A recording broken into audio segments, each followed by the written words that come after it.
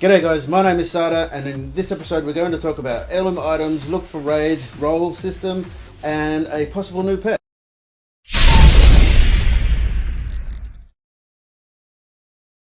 So, just very quickly, a chromatic dragon has been released on MMO Champion website. Nothing is set in gold yet. It does look kind of funny. It's got like a bigger head and the tail comes out just a little bit. So this one is unconfirmed just as for now, especially whilst I'm recording this video. So we'll definitely keep an eye on that because that kind of looks like an interesting pet. Blizzard have also come out to announce that they have made a change to your heirlooms. So if you go to delete your character, you can't actually delete it whilst he has heirlooms on there, or her.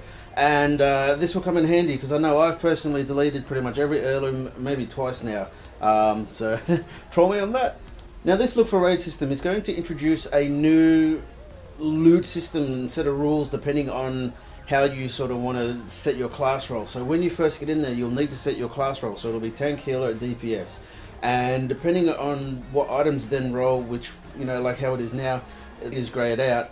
And you can still hit greed. Well, that's not changing. That's still going to take you out. But for trinkets and stuff, where it can be used on a wider range of people, say that there's a fury warrior and let's say a rogue and a tanking trinket drops.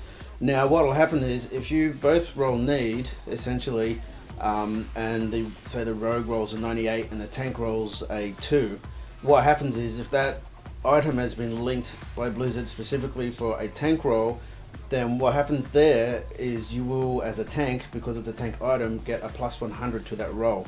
So it will negate the rogue's roll altogether. Hopefully with the new items that are coming out, they're going to be a little bit more specific on what class they are, because at the moment there's quite a few items that are a bit iffy on whether they're healer or DPS and stuff. So hopefully they clean it up a little bit, but you know, we won't fully know until it starts happening, so definitely keep an eye out on that. Just very quickly, if you've noticed in the last couple of years, enchanting materials specifically have had zero cost on them, so you couldn't vendor them and just make sort of a little bit of cash that way. And also when you put them up on the auction house, they didn't actually cost you anything either, unless you're putting a scroll up, but that's different. But the actual materials in the coming patch now have a cost involved to them, so it's going to cost you a little bit of money like everything else to put up on the auction house, which also means you can then vendor all of your old stuff as you don't need it anymore. So that's a bit of a good news for the enchanters, as they can now get rid of all the old stuff without having just to destroy it. There has also been a change to the void storage section of the game. It's been made a lot cheaper, so instead of being about 1,000 gold and 100 to deposit, it is now 100 gold to unlock and then 25 gold to deposit, and it's not going to cost you anything to withdraw. So now it's going to be a lot easier for you to deposit all of your tabards and all your pets and all that junk that collects in your bags and your old tier systems and things like that. So I think this is a very good move by Blizzard, and it's going to let you use this extra storage for the stuff that you want to keep and not cost you an arseload to try and sort of have some of the stuff in there, and you can take it out 25 gold, you know, you can take it out and put it in as often as you like. So good work. There has been a moving picture of the legendary dagger, which has been released on the Warcraft YouTube site, so that's just playing up in here. It doesn't look too bad actually. It should be fun to see the two running around on the rogue, so check it out. One thing which I think is a nice change, and I haven't actually had a chance to experience this thankfully.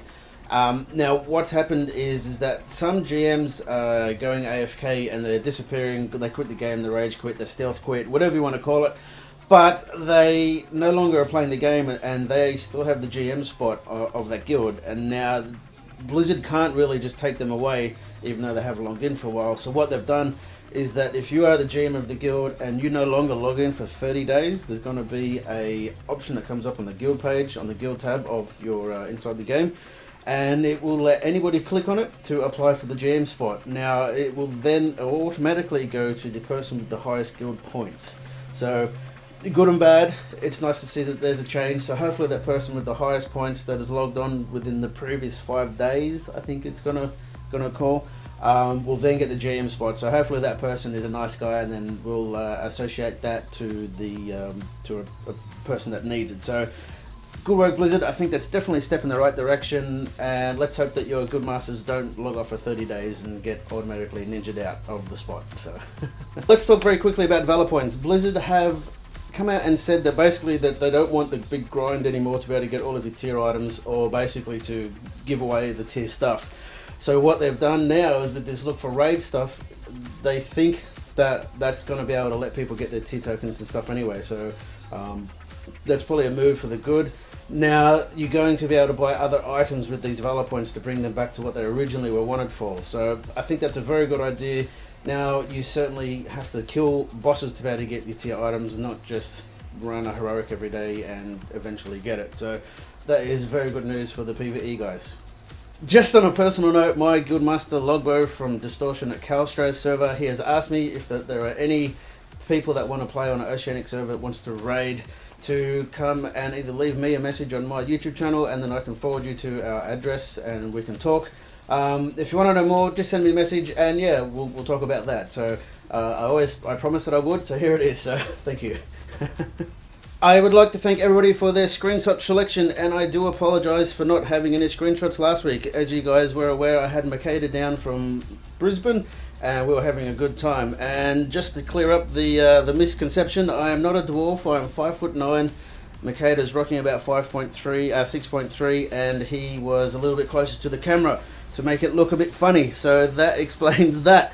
Now, if you would like to send in a screenshot, send them to sadotv@gmail.com. I always like every single screenshot that I get, and I try and put up as many as I can. So thank you very much for watching this week. I hope you've enjoyed it. I've had fun watching it. Again, I will leave you with some funny comments from last week or the week before's video, because last week was a bit different. And guys, as always, stay beautiful.